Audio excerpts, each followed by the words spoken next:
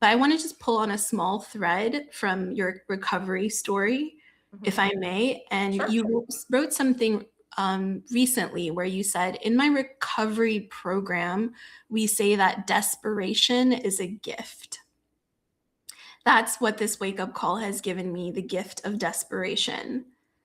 I didn't know at all what you meant by that, but there was something that like somatically happened when I heard that written, and I was like reading it. I read out loud to myself a lot, but I was reading that line and I was like, desperation is a gift. Like, I've never heard that before, but for some reason, there's a part of me that doesn't intellectually understand that, but like, I understand what it somatically might mean. Mhm. But I was curious if you can unpack what that means. Why is desperation a gift? And Sure. how was it tied into your recovery? Yeah, I mean, I think it probably resonated with your body because you have embodied that. So in recovery, we say that you reach your bottom when you stop digging. There's a bunch of cute one-liners like that. That's really In recovery. good. Yeah. Yeah. Um, but I think when someone reaches their bottom, which is kind of like their lowest low, and it's different for everyone. Like I had what's considered a high bottom. You know, I didn't have any DUIs. A lot of people in my life didn't even know I had a problem. Um, I was young. I was successful at work. I had a good relationship. Like there was no like what you think of as an alcoholic. There was no indication. You were a good double agent. Like Yes, you I was very good liar. Um, but the internal experience for me was one of desperation, and it's like this feeling of falling to your knees Mm, where it's a full surrender. Like desperation leads to surrender.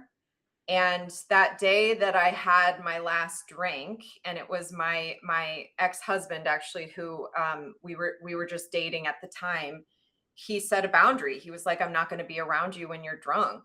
And I think it just really, for whatever reason, in that one moment, I just felt so desperate to be done, even though I didn't want to be done. Like mhm. I couldn't imagine my life without alcohol. It was like my best friend. As sad as that sounds, like that was, I was like, there was like grief about letting go of alcohol. But um, I just had this moment of such hopelessness and despair that I grabbed the lifeline that was sent my way, and I ended up telling that person, my ex-husband, I'm not okay.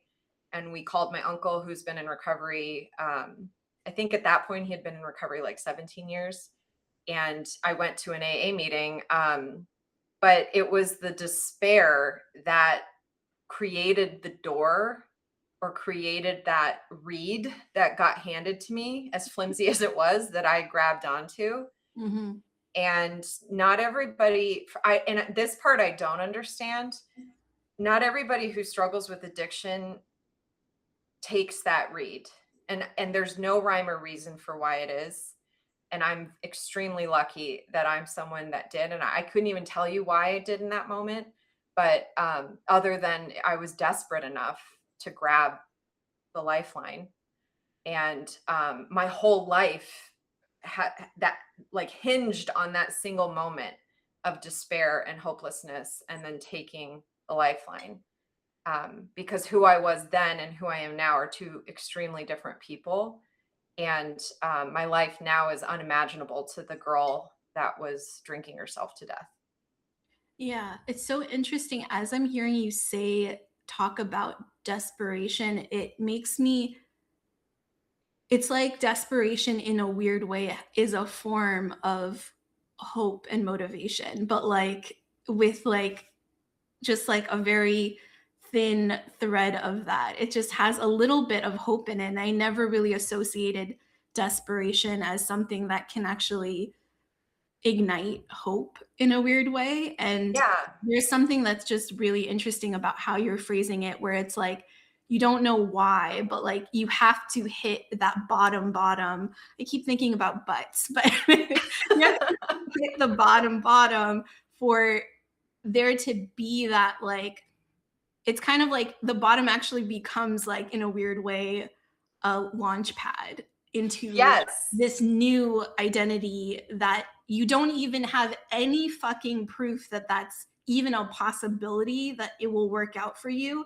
But there is something that's maybe divine within you that Yeah. believes that if you grab that lifeline, I was just you gonna will be say, okay. I mean, I believe in a higher power. I call my higher power God, but I also, when I'm speaking about it in public, I want to qualify that a little bit because I feel like the word God has gotten so constricted into a I had certain the same thing. issue yesterday. I did like a riff where I said God a lot, and the whole night I was like turning. I was like, "Oh no, people hate that word." So Yeah. So when I say God, yeah, it's equate. It's the same thing to me as like the universe, life, um, spirit, source, whatever word you want to use. My higher power, the way I define it, is like in Star Wars, the Force. yeah, That that that depiction is the closest thing I've ever heard portrayed to like what I believe in as my higher power. But yeah. anyway, All the I think Star Wars nerds are falling madly in love with you. By the way, me being one of my them. my husband is the biggest Star Wars nerd, so yeah, maybe that's how I got him. Yeah, Um, but I think when you're in that low moment, it's like you finally are willing to like let go of the reins of trying to manage and control your own life, and you're like, okay, God, I can't. Like, yeah, it's and so yours. it's like a little window where God can come in. Like God's always there, but until we're desperate, we don't like open that window up to let God in. Yeah. Oof, that is good. That's really, really good.